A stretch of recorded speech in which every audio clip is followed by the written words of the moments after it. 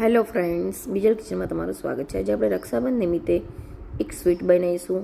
આ સ્વીટ બહાર જેવું જ બને છે, એમાં ગેસનો યુઝ બી નથી કરવાનો, બહુ સરસ બને છે. એના માટે આપણે 1 કપ ટોપરાનું છીણ, 1.3 કપ મિલ્ક પાવડર અને અડધો કપ ખાંડ, એલચીના દાણા લઈને આ રીતેનું મિક્સર કરી દેવાનું છે. ત્યાર પછી એમાં રોઝ એસન્સ અને પિંક કલર નાખી 2 ચમચી બને ત્યાં સુધી દૂધનો ઓછો યુઝ કરવાનો, નક્કરે આ ડો ઢીલો થઈ જશે. માટે 2 ચમચીથી વધારે દૂધ નહીં જરૂર પડે.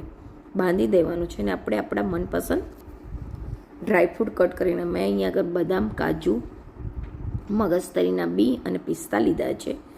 અને એમાં આપણે થોડું તૈયાર કરેલો ડો નાખવાનો છે, જેથી એનાથી શું થશે કે એનું બાઇન્ડિંગ પ્રોપર આવી જશે. અને આ રીતે આપણે બને ત્યાં સુધી રેક્ટેંગલમાં વણવાનો ટ્રાય કરીશું. અને પછી આ રીતે કાઢી દઈશું રેક્ટેંગલ શેપ આપવા માટે. અને જ્યાં જગ્યા છે ત્યાં, અને થોડું પેલા માવામાં જે આપણે જરૂર છે ડ્રાયફ્રૂટના, એમાં નાખીને બાઇન્ડિંગ આપી દઈશું. આ રીતેનું માવાનું શેપ આપીને તૈયાર કરીશું, જેને આપણે વચ્ચે મૂકવાનું છે. અને રેક્ટેંગલ તૈયાર કરેલી શીટ ઉપર જે રીતે આમાં બતાવ્યું છે એ રીતે કરશો તો ઇઝીલી બની જશે. અને કંઈ જેવી હાર્ડ નથી, બહુ ઇઝી અને બહાર જેવી તમને લુકમાં ખ્યાલ આવશે એવી સરસ સ્વીટ, ટેસ્ટમાં બી એટલી મસ્ત. 1000-1200 રૂપિયા ખર્ચીને લાવતા સ્વીટ ઘરે એકદમ ઇઝીલી અને હાઇજેનિક વસ્તુ બનશે. તો એને જરૂરથી એક વખત ટ્રાય કરશો.